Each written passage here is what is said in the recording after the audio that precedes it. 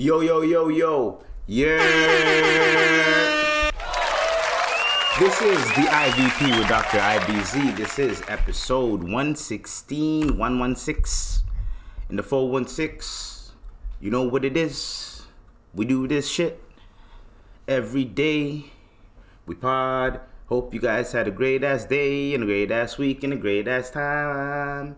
Hope everything's going well. Anyways, you already know what it is. This is the Imperfect Vent podcast with Dr. IBZ. We got plenty of shit to talk about. Now,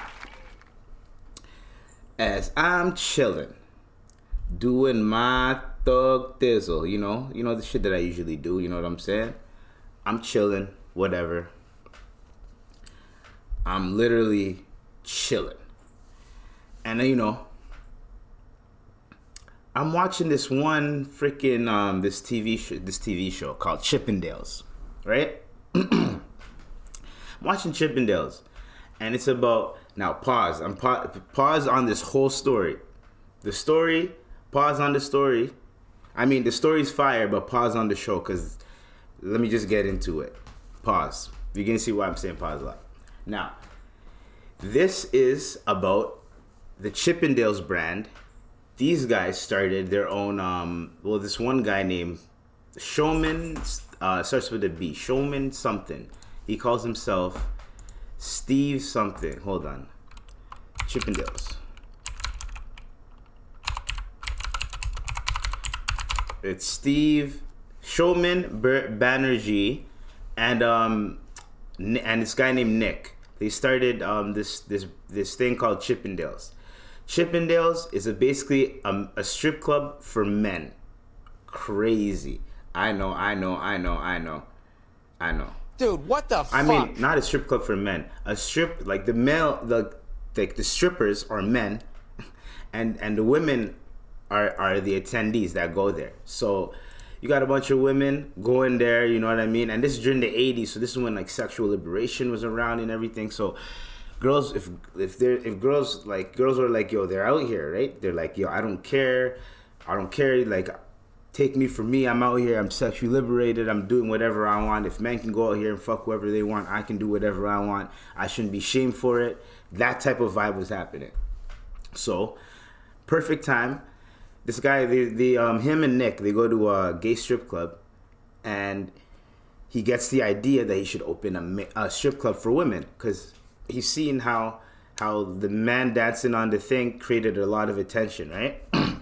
So he starts his own strip club, women's strip club, and then he has the first choreographer. That's who he went to the gay strip club with.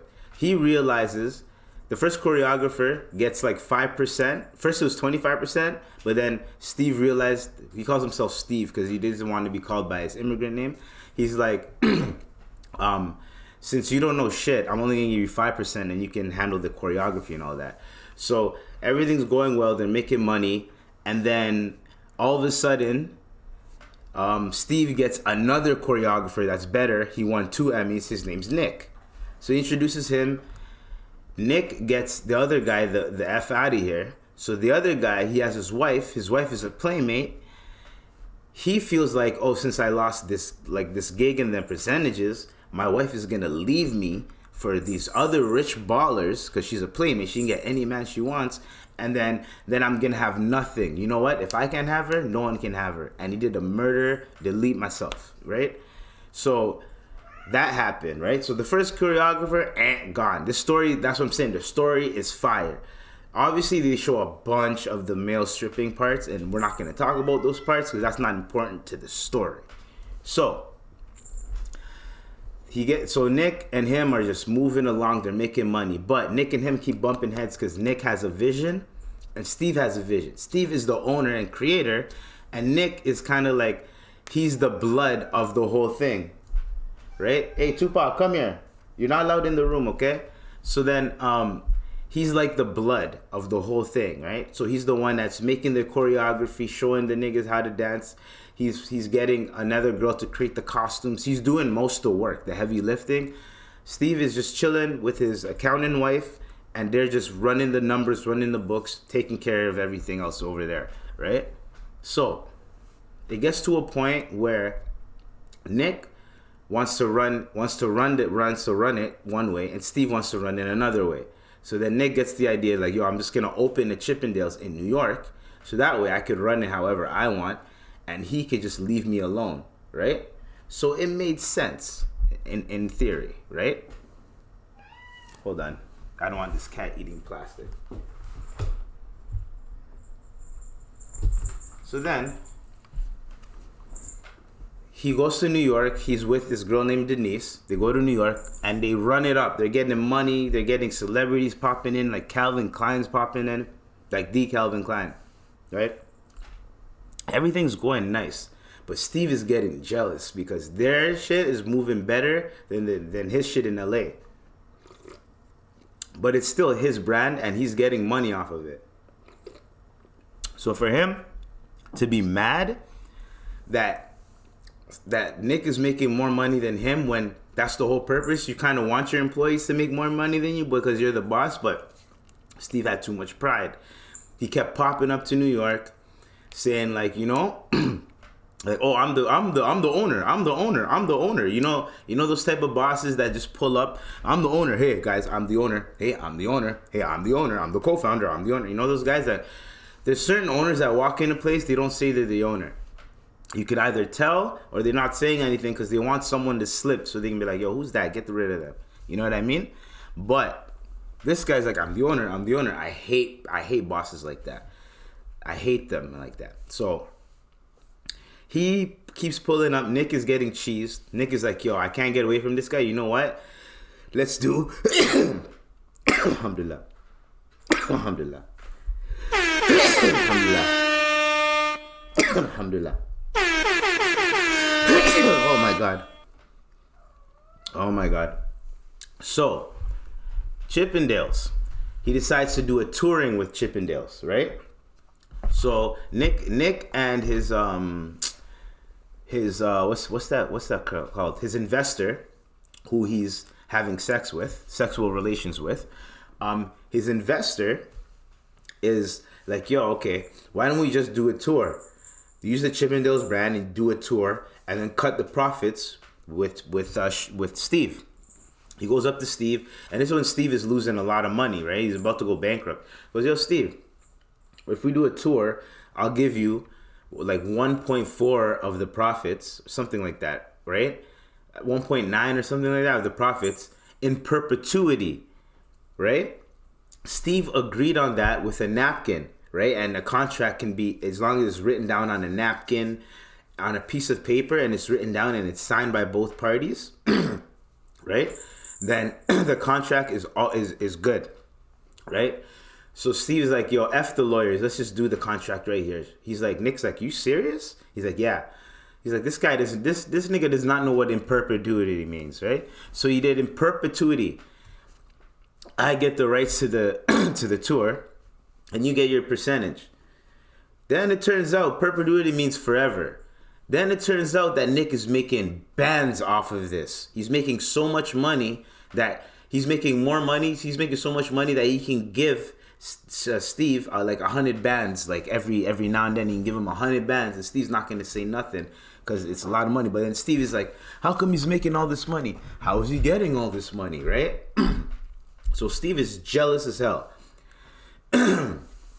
He finds out he's getting effed because he found out in perpetuity means forever. He's like, forever? He's like, I gotta do something about it.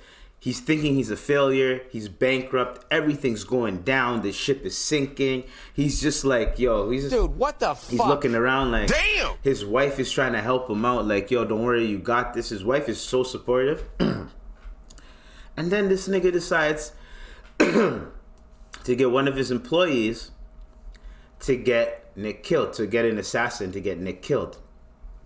He goes through with it. It happens, right? So Nick is dead.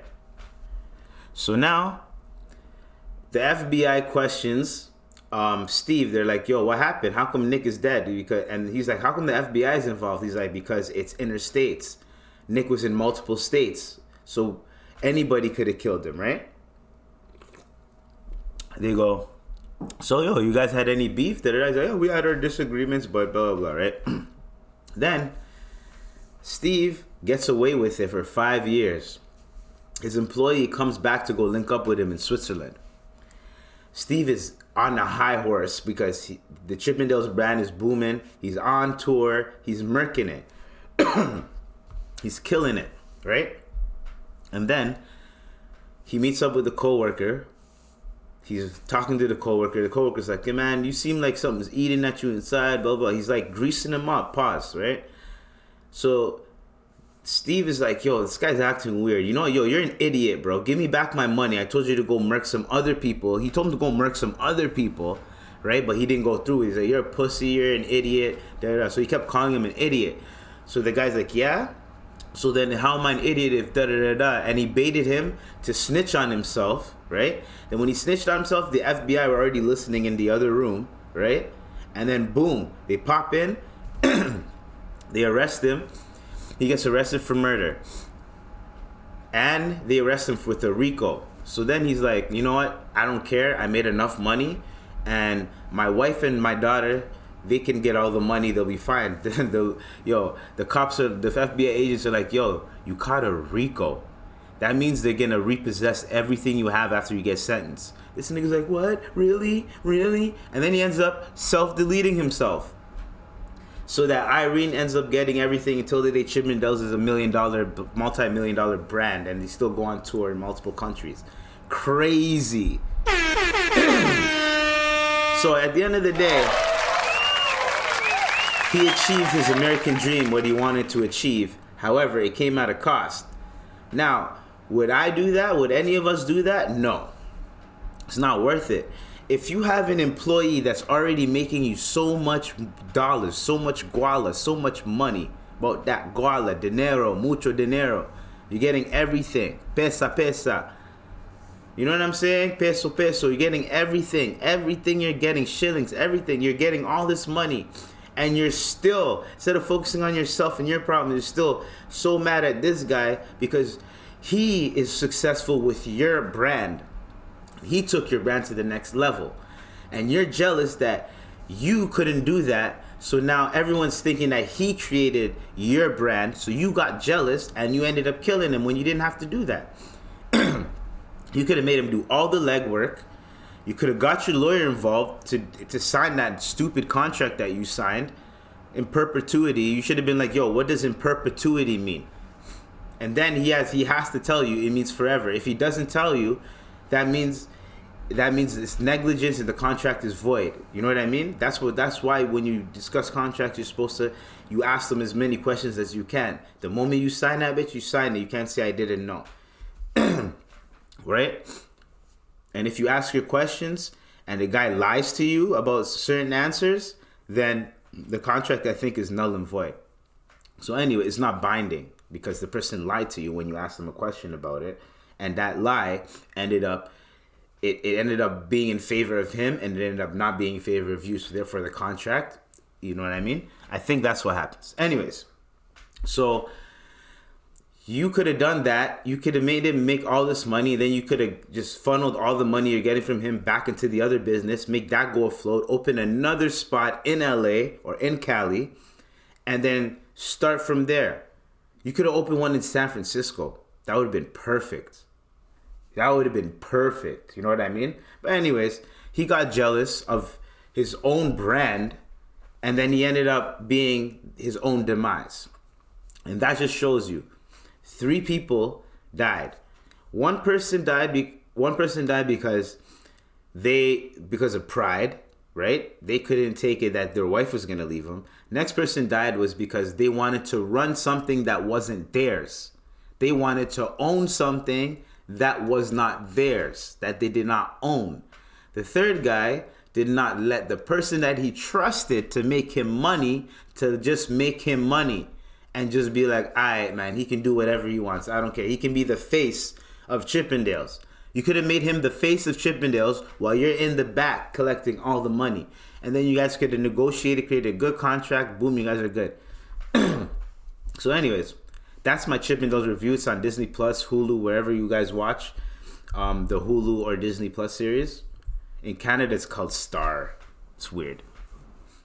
We don't get the same TV shows as America. I might get a VPN soon, but I'm gonna wait till I get sponsored by them niggas, and then I'm gonna get one of them, you know. So I'd be like, this podcast is brought to you by North Shark VPN. I always hear that one. All right. So that was just the Chippendales review. So a quote that I thought of is, don't watch other people's plate when you get yours and they get theirs. Right? You know when you go to a barbecue, you go to a buffet, you go to any spot where someone is serving you, right? And let's say the first person gets served, you get served, and the next person gets served. If you just look at your plate and focus on what you have, you're going to be satisfied with what you have. And you're going to work on that you're going to work on what you have, right? If you look at other people's plates, you're going to end up being miserable. You want to know why you're going to end up being miserable? It's because you might think that person has more. Why do they have more? Or that person has less. Why do they have less? Why does that person have just as much as I do? You know what I mean? Am I not special? Or everyone should have just as much. How come he has more, but we have the same? And you know what I mean? Instead of complicating things, just focus on what you have, right? And then when you're finished, then you can look at what everyone else has left on their plate. You know what I mean? And then you can help people if you want. If my plate is good to go, I'm done. I finished everything I have. I already worked on what I had. I could look at other people's plate and be like, hey, you gonna finish that? Hey, you need help with that? Hey, what's up? You know what I mean? That is basically that's what I got off of this series, is that Steve kept looking at Nick's plate when he should have just focused on what he had. Same thing with the first guy. He should have focused on what he had, his wife, instead of focusing on the other people trying to infiltrate, right? And Nick should have focused on branching on his own, doing his own thing, instead of focusing on Steve and what he's doing to him. But Steve was basically kept looking at Nick's plate and he kept grabbing food off of Nick's plate. And Nick kept strategically, right, getting more food on his plate. And Steve's like, how come he's getting more food? I bought the food. Give me that food. You know what I mean? And then it got to a point where Steve's like, you know what? How about I just take your plate and I kill you? Right? So that's what we got off of that. And then another thing I wanted to go in on. So there is actually, we're gonna get in on some topics, you know, some current events, you know what I mean, and then I'm gonna finish off pause with this one topic. So we're gonna do an update. John Morant has been suspended. John Morant. Yo, Twitter, you can just search it on Twitter and you're good to go. I always say that, right? So John Morant has the NBA. Wait, no. I don't think so. John Morant he was given some suspensions. Hold on. Ja Morant. They're calling him Ja Warrant, but hold on, I'm trying to find like hold on. Let me look at it. Ja Morant suspension. Alright, so John Morant is suspended for brandishing a gun. So in a club on social media. So he's suspended for at least 2 games, right? So they're going to suspend him. Gilbert Arenas said they're probably going to suspend him for 3 or 4 games. Like they're probably going to add a few more games on there. But the worst case scenario is a 50-game ban. So it says there's like some kind of law. NBA player agreement rules, and the transaction could cost them an automatic 50-game suspension. So they're doing an investigation right now. So as I said, bro, you're facing a 50-game suspension possibly. What they're saying is he might get five, like, 4 or 5 games suspended, but that can multiply times 10, brother. I told you. I told you. And now look, Steve Adams, shout out to Steve Adams. I got him on my fantasy team. He's injured though. He said, like, he even called a meeting and everything. He was like, yo, what's up? Like, yo, people need to chill out, whatever. John Morant goes out the next day and does the gun thing. And, like, come on, bro. So, you are suspended right now. Dude, what the fuck? They're probably going to suspend you for a couple more games. And you effed up a bunch of people's fantasy, a bunch of people, everything, over doing some dumb shit. I think you figured out that what you did was very stupid. You know what I mean? Because he did release a statement. What did he say? He released a statement. I forgot to talk about that last time. He says, hold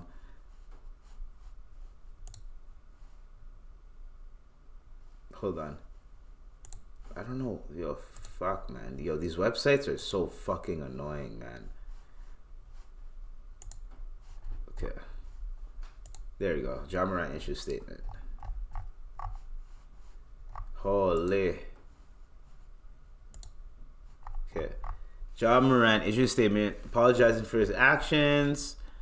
Where's the statement? I take full responsibility of my actions last night. I'm sorry to my family, teammates, coaches, fans, partners, the city of Memphis, and the entire Grizzlies organization for letting you down. I'm going to take some time away to get help and work on learning better methods of dealing with stress and my overall well-being. Well, that's a good PR little thing, their little shtick there, bud. But all I'm saying, like, focus now. Now everyone's calling you out. There's social media now. Back in the day, I know a lot of NBA players are probably doing some BS out there, but guess what? There's no social media. There's nothing like that. So you can't really see what's going on. You know what I mean? So you need to chill. Okay? Damn! God damn. Okay? Speaking of people just being dumb, Mike Epps pulled up to the airport with a loaded gun. And Mike Epps even made a post saying, me and John Morant this morning, and there's a guy in prison, Duncan. It's kind of funny. Not funny for him. I don't know why he's joking around about that. I wouldn't joke around about that after catching such a charge. But I think Mike Epps is good. I don't think he's going to... I think he just caught a charge. I don't think he's going to go to jail for it, but... He's a comedian. He's not going to go to jail for it. I don't think so. Anyways, wait, depends on where he got caught. Hold on. Where did Mike Epps get caught? An idiot. Under investigation for loaded gun at airport. So where? Like Indianapolis airport. So I don't know the laws in Indianapolis. So I don't know how that's gonna work. Oh, they're gonna determine if charges should be filed. So I don't think they're gonna charge him. I don't think they're gonna charge him. Things gonna get away with it. I think he's gonna be fine. I don't think they're gonna charge him. What else we got on the docket? Royce White. Okay, I forgot why I put him on there. Royce White. Oh yeah, Royce White. He calls out John Morant. This is to top off this segment. Royce White, he says, this is not something that black people should be on board with. We can't cry about Black Lives Matter and the police using fatal force and shooting us in the streets, but we drink alcohol at the strip club and play with a gun. Facts. Facts. Thank you, Royce. Thank you for the wise words, because, you know, niggas need to hear that type of shit. Even though a lot of people are going to be like, man, shut up, man. You know, but people need to hear that. Especially, like, yo, us black people, bro, like, this whole, like, criminal culture, making it cool, like, thinking that it's, like, it's cool. it's cool in a sense if you're involved in it and like that's you. That's what it is. But if you do not have to be involved in it, nigga, just get your money. Yes, you can know street niggas. You could, whatever the case may be. But you ain't got to be like them too, dog. Get your money. Be a basketball player, buddy. Like, come on, man. What are you doing? What are you doing? I'm just saying it is not good to do that, right? And apparently Royce White is running for his seat. So I don't know if he just said that to say it, but I'm just saying, bro, you can't be doing that. You know what I'm saying? We all know that. You can't, like, come on, Warrant. Like, you, come on. Make your money. Be a good person. Like, also, can we please get Paul Pierce the hell out of here? Can we get Paul Pierce the out of here? Like, for real.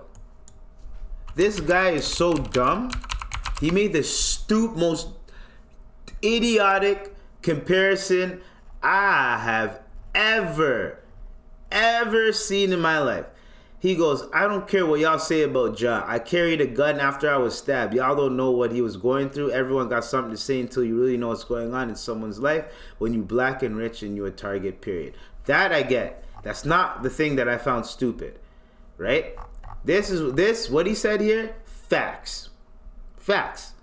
PTSD, you're rich and famous and you're black. Yes, you're a target. But Ja Morant and you at the time, I mean, I don't know if you at the time when you got stabbed, but Ja Morant can afford security. You can afford to have 6 armed security, bulletproof.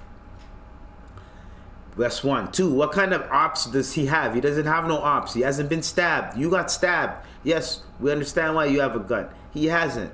So there's a little hole in there, but what you're saying, no one's gonna refute what you're saying here. You should have just stopped here. But then you went, but we glorify and normalize all the rappers who do it and get paid from waving guns in rap videos, making millions. I'm trying to understand, make this make sense. What crime did he commit? You work for an organization. The organization does not want you doing that shit, right? You committed a crime within your organization. Well, that's 1. 2, I don't know about the gun laws where he was at, so he's probably good with the gun.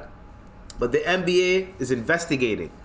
If an investigation is being happened, that means an occurrence, a crime, a problem, a situation occurred, right? Where there has to be an investigation where there's going to be consequences or liberation, right?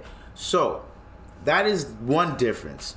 The second difference is there's no basketball player that's promoting gangster shit that is out, that the NBA is like making them the poster child. Ja Morant is like he's the up and coming poster child of the NBA, right? He's like the new of the new. He's gonna be in this for, like, you know, they want him, Luka, Devin Booker, like, you know what I mean? Like, they want them to carry the torch. Ja Morant's one of those people, right? One of them individuals. They're banking a lot on this nigga. He cannot be doing this dumb shit that the rappers be doing. That's 1. 2, rappers, they get paid for this shit. The streets have always been involved in hip hop. The streets, the music business, period, and the streets always went hand in hand. You can go back to the Mob and what's his name? Frank Sinatra, right? And Sammy Davis Jr., the Mob and all that. You can go way back. The music business has always been involved, right, with the streets. This is the freaking NBA, brother. The NBA, the National Basketball Association. It's not hip hop. Hip hop is different. Hip hop is about talking about what you see on the streets. It's street journalism. That's what hip hop was created from. Street journalism, and it was rhyming and rocking the mic and being an MC. That's what hip hop was about, right? Then it grew into other shit, right? But the street element was always in hip hop. It's just the gangsters would fund the hip hop artists, and the hip hop artists would just do their hip hop shit, right? You have protection. You go to a city, hey, yo, I need to tap in. That type of shit. The streets has always been involved with hip-hop. So you cannot use that rhetoric and compare a rapper to a basketball player, because back in the day, basketball players, if you're a good basketball player, even probably till today a little bit, if you're a good basketball player and you just keep your head down and you just play ball, people just leave you the fuck alone in the streets. Yo, that's a basketball player. Yo, leave him alone. Da, da, da. Yo, he plays ball. Leave him alone. Leave him alone. He's going places. Leave him alone.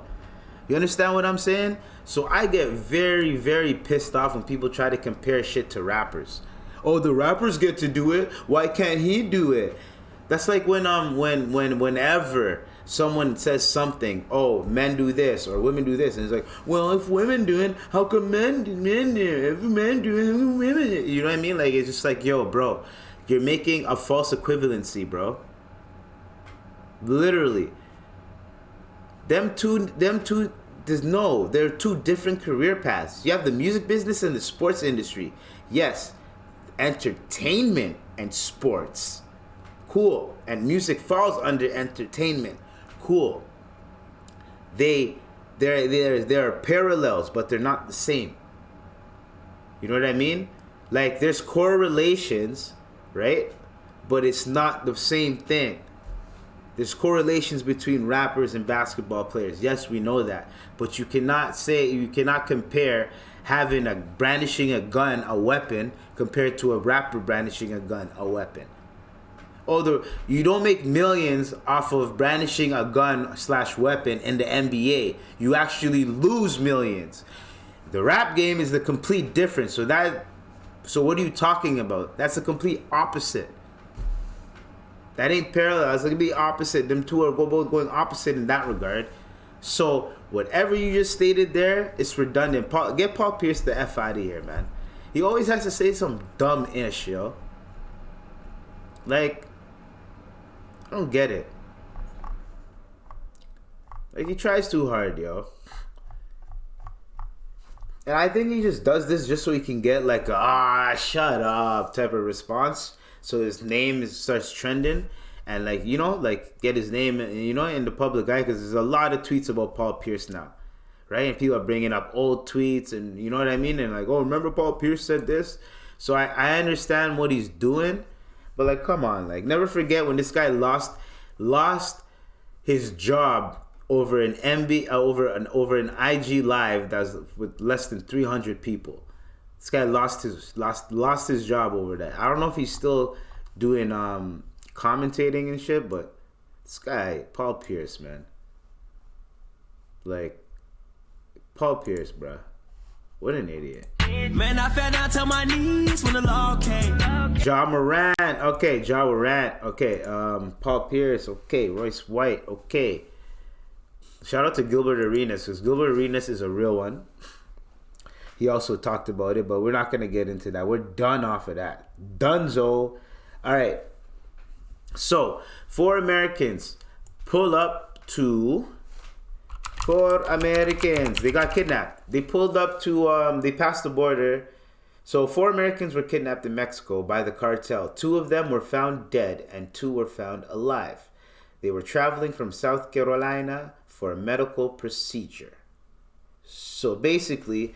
There's a video of the cartel stopping their van, pulling them out, shooting at the car, pulling them out, dragging them into their shit, right? Oh shit, yeah, dragging them into their van, and then peeling out, which is kind of crazy, right? They kidnapped 4 of them right when they passed the border in Mexico. And you know, in Mexico, once the cartel starts doing shit, everyone shuts the fuck up. Everyone acts like they didn't see anything. Everyone leaves, right? So they kidnapped 4 people. 1 lady and 3 guys, I think, or something like that. And they were all accompanying her to go get a tummy tuck. Now, I think it's cheaper to get your tummy tuck in Mexico. But the one thing that I wanted to really like highlight is that, hey, yo, just lose the weight. Or save up and go to a legit doctor where you don't have to take a van from South Carolina all the way to Mexico to save money to get a tummy tuck so that you can look better. Now, the lady, she looks older. I don't know how old she is. I don't know if they say how old she is, right? But she looks a little bit older. And the thing that I'm really like trying to understand is that oh yeah, by the way, RIP, 2 of them have died and 2 have been found alive. Right? Now, I don't know how it is being a woman, obviously, and I don't know how it goes sometimes, but the way I feel about like this whole tummy tuck, BBLs, even men that are doing this type of shit, yo, go work out, go do cardio, go lose that excess skin, the excess skin you have, go do a surgery in the country that you're from, get a cheap thing, get health insurance, figure it out. Instead of going to Mexico in a van. And then they I think they were saying like, yo, people should not, like Americans should not go here. You know, there's a lot of kidnappings and all that. They probably didn't know that. They just pulled up. They're like, yo, we're going to go here. They probably, Google Maps, right? They Google mapped it, took them there. These guys probably thought that they were some people that, that weren't, it was probably a case of mistaken identity. But I'm just saying, like, all that for a tummy tuck, you know what I mean? So it's like, don't be going to countries. It's the same thing as like people that go to other countries to get like cheap whatever and it ends up getting botched. Cheap surgery, plastic surgery, ends up getting botched. Don't, like, what are you doing? You know what I mean? You know when they tell you like don't drink the tap water when you go to like third world countries, because the tap water that you drink here and the tap water that they drink over there is completely different. It's gonna mess up your belly. Trust me, I know. You know what I'm saying? So like, end of the day, what I'm saying is appreciate your body, appreciate yourself. There should be a lesson in that. Appreciate your body and appreciate yourself, because you never know. You never know, man. That decision to be like, yo, I'm gonna alter my body so I can look better. It's such at a point in your life where it's like, yo, I should just exercise and I'll be fine. And if I want to get a tummy tuck, get the surgery here. Like, but that's, RIP to them. 2 of them died. A Utah man. So yeah, guys, that was my advice for doing that. That's so messed up though. That's so messed up, yo. Because the cartel literally pulled up, crashed into them. Right? You're in shock. Someone crashed into me. They shot at the whip. Right? I think when they shot at the whip, 2 of them died. They grabbed the bodies and they grabbed 2 of them and then they fled. And then 2 of them ended up being recovered because I think they realized, yo, we killed the wrong people. You know what I mean? Or else, either that, yeah, we killed the wrong people and then they dropped them off and then they peeled out. And then you'll never know who it is. It happened in Mexico. The Mexican, I think, president is trying to figure out what happened, because if 2 tourists or 2 citizens from another country go into one country and they end up getting killed, the Mexican authorities they have no choice. They have to provide investigation. Now, sometimes they provide a very shady corrupt investigation. Sometimes they pull through. Who knows? There's a few countries that I don't like going to because I always hear some shit happens. Mexico is one of them. And I always an American or a Canadian or an American. F that. And I know it's because we frequent to Mexico, but because it's right there. Geographically speaking, it's right there. That's why a lot of people end up going to South America or they go to Mexico, right? It's right there. It's cheaper too. But I'm just saying. You know what I mean? Like reading between the lines. Utah man gets arrested for stealing something worth $1 because he wanted to go to jail. So I forgot why though. Utah man, I think it was cold or something. Utah man arrested. A Utah man was arrested Monday after police say he robbed the bank of just $1, then waited in the lobby for officers to arrive because he wanted to be sent to federal prison. So He just wanted to go to federal. People are putting prison break memes, but so he wanted to go to federal prison. Who knows for what? Either he hates it, he hates living out here, or he's going in there for something. You know what I mean? Yeah, but no one's really like. It's a lot of questions. Like, why would you rob a bank of $1 and then wait in the lobby to get arrested? And how can you arrest a guy for stealing $1? I think there's like bank robbery, like you can't rob a bank laws type of shit. Like if you rob a bank, then you might get, I don't know, 5 years, but then $1. I don't know how it works, but I just thought that was weird. Right? Another weird story. Right? 28 girls got hospitalized. Crazy, bro. 20 girls got hospitalized with anxiety after playing with the Ouija board. Nearly 30 girls have been hospitalized with anxiety attacks after allegedly playing with the Ouija board at their school in Colombia. Ayo, I'm going to say this once and for all. Leave them spirits, them jinns, leave them alone. You're going to F around and find out. Because I'm just telling you guys that the way that this happens, right, is that y'all are playing with demonic spirits, right? Now, if you do not believe in spirits, you have to believe in negative energy, negative vibes. Ouija boards, that's what that brings. Now, if the younger you are, you can mind F yourself into thinking what's going on is real, and you can scare yourself. And there's a phenomenon where if one person starts panicking and then another person starts panicking and then another person starts panicking, and then it creates a domino effect of girls and people just panicking, and then some people are just going to panic because everyone else is panicking, right? And then some people are going to start to believe what the other person is panicking about. They're going to start to see it or feel it too, and then that energy gets shared. There's psychologically something, scientifically something like that. I don't know what it's called, but it's like when everyone starts, like, there's a case where these two twins, one twin started tripping out, and then the next twin started tripping out just like the other twin, right? But it was that twin, since that twin was tripping, the other twin started tripping. There's shit like that. Like if I'm in my crib and my cat just starts tripping, I'm gonna start tripping. You know what I mean? So like there's phenomena. When I say tripping, like, you know what I mean? And it's a domino effect. So anyways, that's basically probably what happened. Like 6 girls started freaking out, right?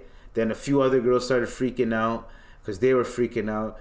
And then other girls started freaking out because they're freaking out. And then since you see like 15 girls freaking out, 5 other girls might freak out. Oh shit, a bunch of other girls start seeing a bunch of girls freaking out, so they start freaking out because they're freaking out. Shit like that, bro. Like, have you ever seen those situations where one person's crying and then everybody else starts crying and people start crying? Like, there's that's called shared energy. If you don't believe in God and spirits and jinns and all that, there's shit like that happens, right? So that is what I personally feel what happened, right? But, well, my main point, stop messing around with these evil spirits, bro. That's what you girls get. I don't feel bad at all. Growing up, I knew better. Anything devilish, anything, bro, till today, I sleep with a light on, or the TV's on. Like, I swear to God. Because I don't like pure darkness. That's not something that I like. I used to have a roommate. This nigga loves to sleep in pure darkness. To the point where I'll have like my little light on, and he'll try to turn off my light so the whole house is just pure darkness. He loves pure dark. I don't like pure dark, empty. I don't like that shit. Right? So that to me is already a red flag. So to play with a Ouija board, I never was the type of kid like, yo, let's go summon these spirits. Let's go do some demonic shit, or let's go do some ritual and witchcraftery. No, I used to sit in the back and watch them do it, or like we might go someplace haunted, like a haunted like area or whatever. Like you do that as kids, but to play around with a Ouija board, my nigga, no, hell no, hell no. And when I went to Africa, there used to be like certain places where you don't go. Right? Because it's creepy if you go there. If you don't go there at night, it's creepy, right? So there'd be days where, like, right before night, you go there, you will feel the energy, and you're like, yo, I'm getting the fuck out of here. I'm cutting. You know what I mean? Me, I'm dipping. Yo, bro, I only fight if my back is against the wall. If I can dip, I am gone. Forget that. If I don't have to deal with it, I ain't dealing with it, bro. Like forget that. Evil spirits and shit. Y'all want to touch a Ouija board? F that. That's a lesson to everybody. Do not mess with them ghosts. You know how people say, I ain't scared of no ghosts? Well, I am. I'm scared of spirits. I'm not scared of spirits because Allah got me. Alhamdulillah. Allah got me. You know what I'm saying? We out here. Allah got me. You know what I mean? Always. Always. But I'm saying, I leave them alone. They're over there. They're not even in my crib. My crib is blessed. So they're not even in my crib. My grandma texted me today, you know what I'm saying? Like, you know, we blessed out here, guys. We stay blessed. You know what I'm saying? But don't mess with them. Like, you know, people that like to do the the even the Bloody Mary shit. I used to be the type of nigga, like I'd say it once, then let them niggas say it 3 times. If anything, y'all are dying. I might be traumatized for life, but I'm still alive. That's how I used to look at it, and I wouldn't be scared after. Because at the end of the or the Candyman, when you say Candyman 3 times, like that's how it is, bro. Because at the end of the day, I don't mess with them, with the devil and all that. Like when I used to watch like movies, TV shows, music videos, anything that featured the devil and anything, I was like, ugh, I don't like that. Even before I was like, I even knew about Islam, I hated devil shit. I was like, ugh, it's weird and nasty to me. Like, ugh, that's all that satanic bullshit to me. Just ugh. Even though there's a whole lot of red in my podcast and stuff, and my theme is like red and black and gray and shit. But like and dark blue. But at the end of the day, no, we don't mess with the devil. We on the God vibes. We on the blessing vibes. Blessing vibes. You know what I mean? All the religions. You know what I mean? Like we on that. We're not playing with Ouija boards. We're not doing no stupid shit like that, bro. I don't get why would you do that? And all y'all start dropping like flies, yo, like passing out. That's what you get. You play with fire, you get burned. You get burned. You know what I mean? If you play with fire, you get burned. And y'all want to play with some devilish shit? Yo, let's conjure up some spirits. Let's see how fun that is. As a kid, I never used to think, y'all niggas want to get scared on purpose? Even if it's not real. Y'all niggas want to get scared on purpose. Really? Voodoo, all of that, man. Like, get the hell out of here, yo. Yo, miss me with that. Miss me with that. Man, I don't want that. I like to chill and do my own thing, bro. Chill and do my own thing. Like, this just ties into what I was going to say. I really hate people. Like, I don't hate, but I really dislike people that play the victim. The victim mentality. They always want to be the victim. They always want to be surrounded by and with struggle. They always want people to look at them like, hey, look at me. I'm struggling.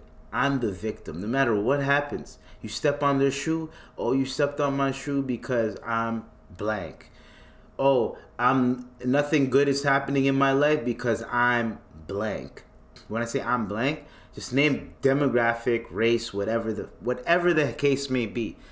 Victim mentality. I hate it. I hate victim mentality. I don't say I hate victim people or people that have people that have the victim mentality. I hate the mentality. I don't hate the victim. the mentality. Who the hell wants to be or wants to feel every day like something or the whole world's against you? Who wants to feel that because of how you look or or what you are? Who wants to feel like that every fucking day? Every day. Oh, it's because, like, for instance, I could work with a woman, and she's ahead of me. She's my boss. And let's say I just start working with her. Let's say since I'm a guy, right? And see how I look, right? Beard and everything. I'm not saying I'm ugly, but I'm saying beard and everything. You know what I'm saying? Look rugged. You know what I'm saying? So, see me, whatever. And let's say we're working, and there's always gonna come a time where she's gonna be like, well, I think it's because I'm a woman. Blah blah blah blah blah. Some of these guys think they could take advantage of me when they first start working. Blah blah. And I look at them and I say, hey, I'm not that guy. Get that shit out of your mind. First of all. Second of all, I haven't done anything to disrespect you, right? That's second of all. Third of all, I feel like nowadays I've worked with enough bosses, male, female. Worked with enough of them. And there's 3 types of bosses.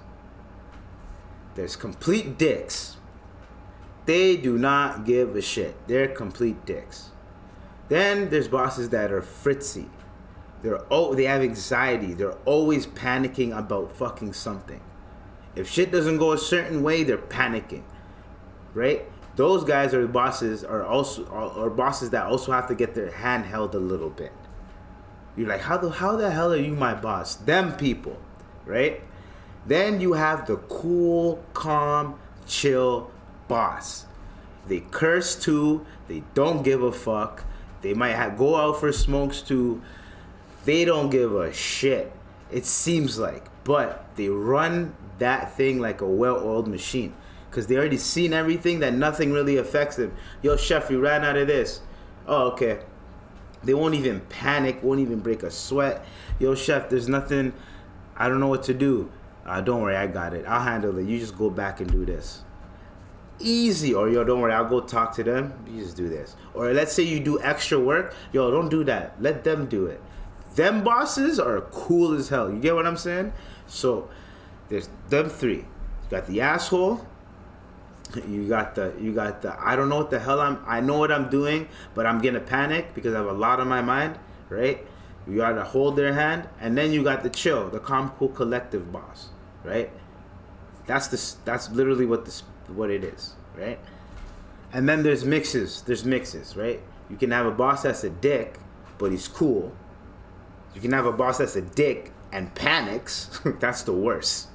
You can have a boss that's cool, you know what I mean? But panics too, you know what I mean? Like there's 3 types of bosses, and there's different versions. Like they intertwine and shit. You know what I mean? They mix and mingle, if you will. You know what I mean? You can make your own cocktail pause with that shit. Because the victim mentality, what I'm saying is to constantly think that you're the victim, when in reality, all you have to do is assess the situation logically. When you assess it logically, you might be like, oh, if they're not coming at me like this because I'm this, they're coming at me like this because this is what's going on. You know what I mean? Like, also, before you even look at how you look at who you are, what you did in that situation, right? Some people could be like, nah, people don't like to talk to me because, you know, they think I'm a woman and da-da-da. And some people might just be like, no, I think it's just your personality, right? Some people might say that. Or some people might be like, nah, man, it's just, that's how I am with everybody, right? I'm like that with everybody.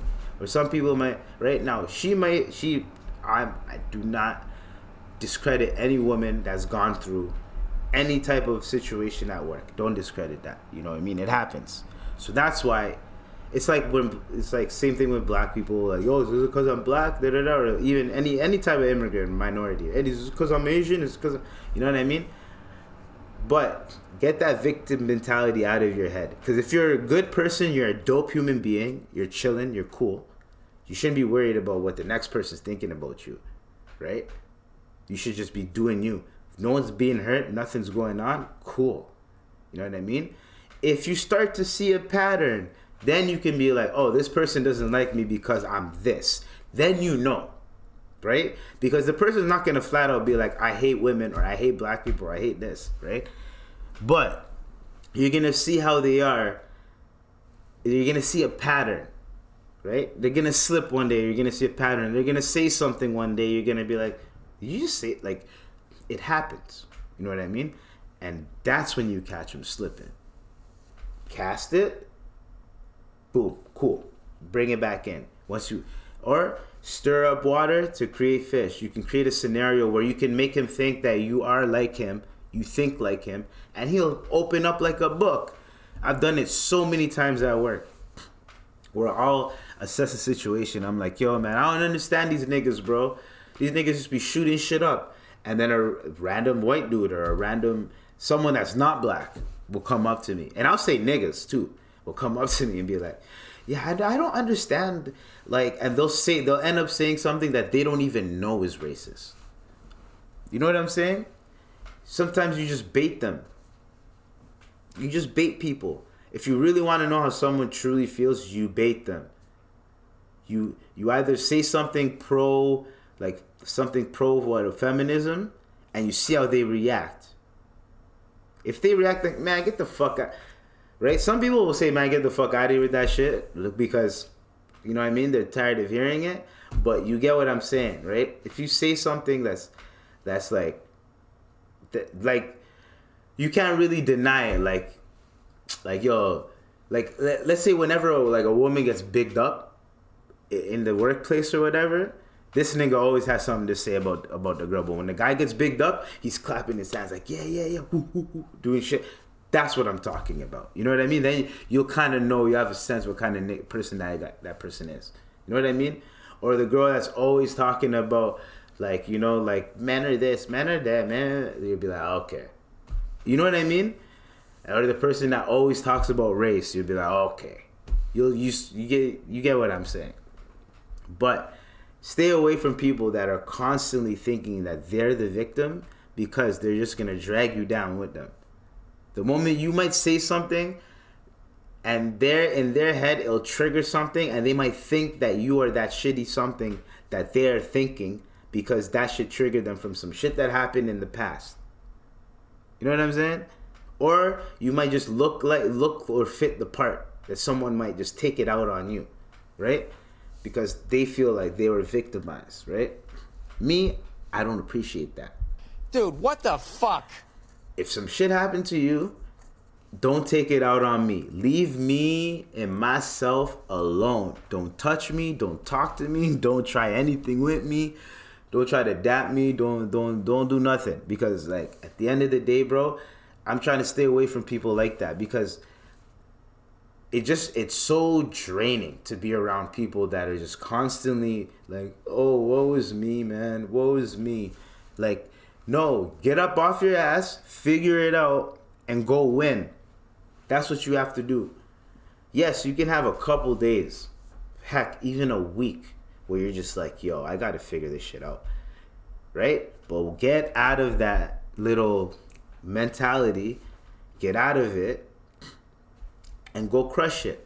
Yes, life sucks. Life might not be going the way you want it to go. However, for you to sit down and just give up and be like, I'm a victim, the reason why shit hasn't gone for me is because I'm black and I'm marginalized and da-da-da-da, when there's so many successful black people around you, if you look around. So you can't be like, oh, it's because I'm black. No, you can't. You literally can't really say that unless you're in a racist place. Then you can be like, yes, it's harder, right? But if I go for a bank job and I wear a nice suit, right? I'm well put together, everything. I'm going to get a job eventually. And I have the credentials, I'm going to get a job eventually, right? People be like, oh, how the white person did it. I'm going to get a job eventually. That's it. You don't put it like, oh, white people, black people. No, because there's probably a bunch of white people too that are trying to get jobs that can't find any. that then they're probably jealous at the whole, the status quo where you have to hire one person from each race in your firm. They might look at it like, fuck, I could have got a job, but I'm more qualified than that person, but they have to meet a quota. That shit happens too. Do you don't think that's frustrating for like white people too? So we can look at it so the victim, and then they can be like, yo, man, it's because I'm white. Da, da, da. That's what I'm saying. The victim mentality. You should just be like, no matter what, I'm gonna get this job. I'm getting this job. I'm going to figure it out. I'm gonna do research. I'm gonna figure this shit out. I'm getting this job. No matter where. I'm gonna apply everywhere. I'll even apply 5 times at this place. I'll keep applying until something happens. You have to. Especially if these are your dreams, this is the career that you want, this is what you want, you gotta fight for it. Keep fighting till your last breath. Even if it takes 50 years for your shit to pop off, doesn't matter. You did it. Get out of that victimhood, victim mentality, and figure it out. Once you get out of that victim mentality, you'll figure it out because you're gonna have less excuses. You're not going to be like, this is not happening because of this. That's not happening because of that. How about you just do it? You know what I mean? Nike, just do it. That's it. You know what I mean? So, that was the IVP with Dr. IBZ, the Imperfect Vent podcast. That was episode 116. We are done. We're out of here. Y'all stay tuned, stay safe, stay blessed, and peace. You already know what it is, man. We out of here. Don't kiss them hoes in the mouth. Shout out to Jack Thriller.